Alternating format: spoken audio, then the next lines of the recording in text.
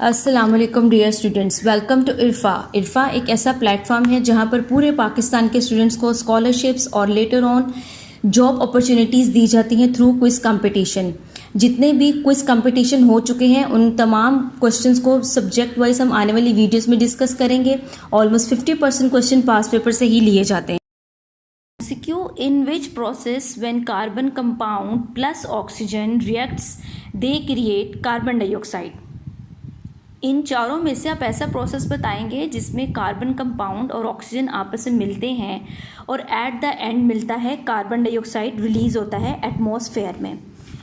So correct option is decomposition.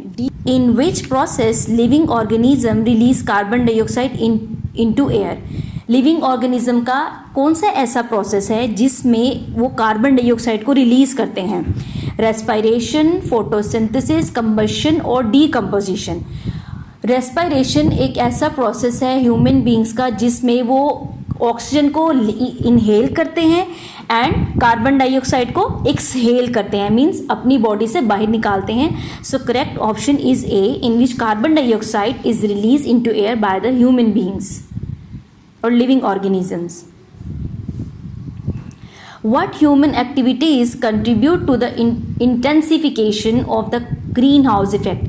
Human इंसानों की कौन से ऐसे काम हैं जिसकी वजह से ग्रीन हाउस इफेक्ट की इंटेंसिफिकेशन हो रही है, उसके अंदर शिद्दत आ रही है।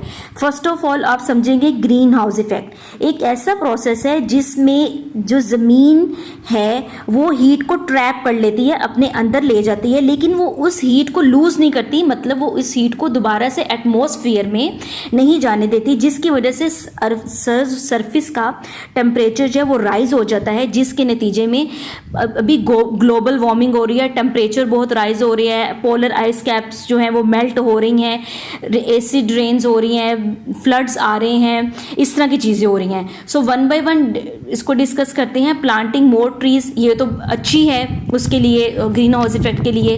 Reducing fossil fuel consumption, human activities fossil fuels की कंजम्पशन को बढ़ा रहे हैं दिन ब दिन। Deforestation and burning of fossil fuels, दरख्त काट रहे हैं और फॉसिल फ्यूल्स की बर्निंग कर रहे हैं। Fossil fuels include all type of oils like petrol, CNG, इनको कोयले वगैरह को फॉसिल फ्यूल्स कहते हैं।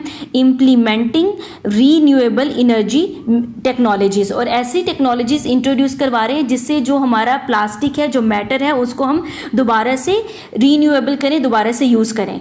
इसमें से सिर्फ एक जो ऑप्शन आपको चूज़ करना है जो ग्रीन हाउस को इंटेंसीफाई कर रहा है, वो कर रहा है deforestation and burning of fossil fuels, जिसकी वजह से ग्रीन हाउस इफेक्ट बहुत ज़्यादा दुनिया में बढ़ता चला जा रहा है और इंटेंस चेंजेस आ रही हैं इन्वायरमेंट के अंदर।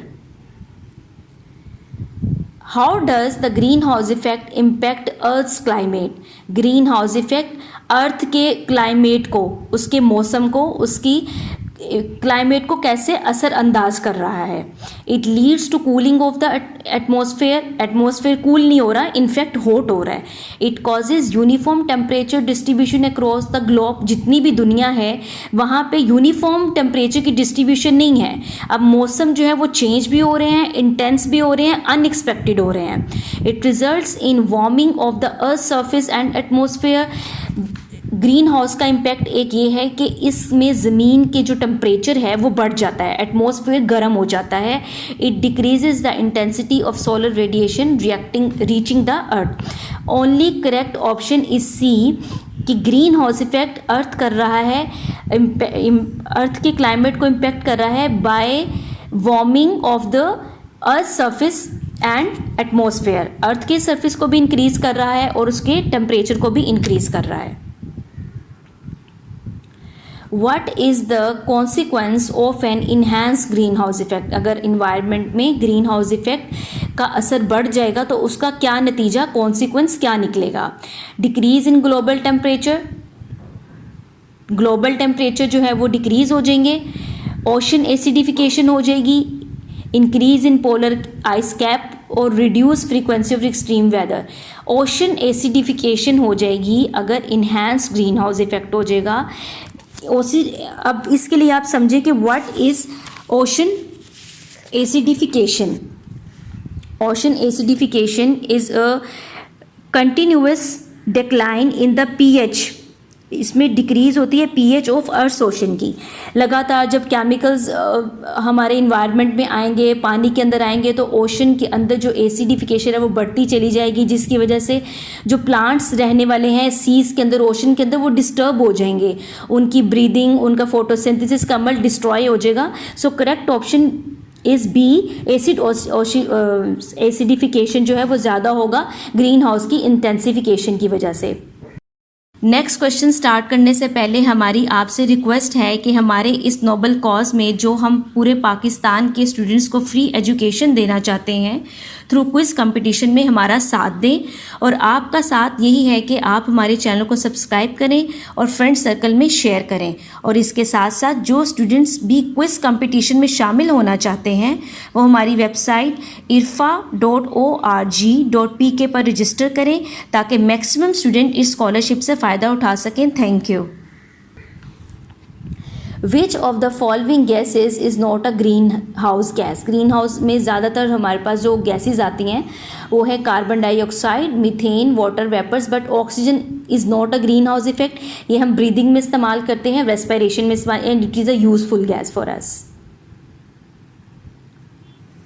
What is the primary cause of the greenhouse effect? Green house effect का मेजर आपने वजह बतानी है, कॉज बतानी है। Depletion of ozone layer, ozone layer हमारे एटमॉस्फेयर में पाई जाती है, क्या ये डिप्लीट हो गई है, ख़त्म हो चुकी है? Release of toxic gases from industries, industries से टॉक्सिक गैसेस और केमिकल्स रिलीज होते हैं जो कि हवा में शामिल हो जाते हैं। और either trapping of heat by green house gases in the earth atmosphere, या फिर ऐसा है कि जो ग्रीन हाउस की गैसेस हैं वो ट्रैप कर लेती हैं, पकड़ लेती हैं अर्थ के एटमॉस्फेयर को और उसको हीट अप कर देती हैं, और increase solar radiation due to deforestation. इसमें हमारे पास करेक्ट ऑप्शन आता है सी, जिसमें ट्रैपिंग ऑफ हीट होती है by green house gases in the earth atmosphere, जिसके नतीजे में हमारी ज़मीन का टेम्परेचर राइज हो जाता है, बढ़ जाता है। How does deforestation affect the carbon and oxygen cycles? अगर आप दरख्त काटते चले जा रहे हैं, जंगलात काटते चले जा रहे हैं, तो इसका क्या इफ़ेक्ट होगा कार्बन और ऑक्सीजन साइकिल्स पे? It decreases carbon dioxide level in the atmosphere, it increases oxygen level in the atmosphere, it decreases oxygen level in the atmosphere, or it has no impact on the cycles. Option C is correct. It decreases oxygen level in the atmosphere. आपको पता है हमारे natural जो sources हैं oxygen को obtain करने के, वो सबसे अच्छा सोर्स जो है वो है फॉरेस्ट, प्लांट्स। तो अगर हम उनको काटते चले जाएंगे तो ये डिक्रीज़ कर देगा एटमॉस्फेयर के अंदर ऑक्सीजन के लेवल को, और हमारी रेस्पिरेटरी प्रॉब्लम्स और सारी दूसरी प्रॉब्लम्स ज़्यादा हो जाएंगी।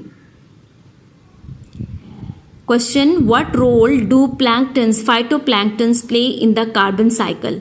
First of all, you know about what are phytoplanktons. Phytoplankton basically oceans में, सीज में एग्जिस्ट करते हैं। दे कंटेन क्लोरोफिल, जब इनके अंदर क्लोरोफिल है तो obviously they can make their own food by the process of photosynthesis. They need sunlight in order to live and grow. So phytoplanktons का कार्बन साइकिल के अंदर क्या रोल है?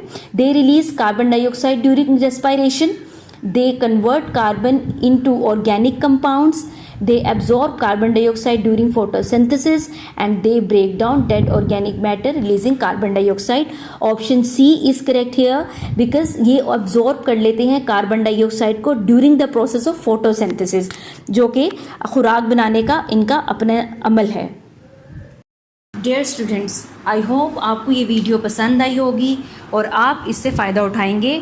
वीडियो को अपने फ्रेंड्स के साथ शेयर करें, वीडियो को लाइक करें और बेल आइकॉन के बटन को प्रेस करें ताकि आने वाली हर नई वीडियो का नोटिफिकेशन आपको मिल सके, और चैनल को सब्सक्राइब कर दें।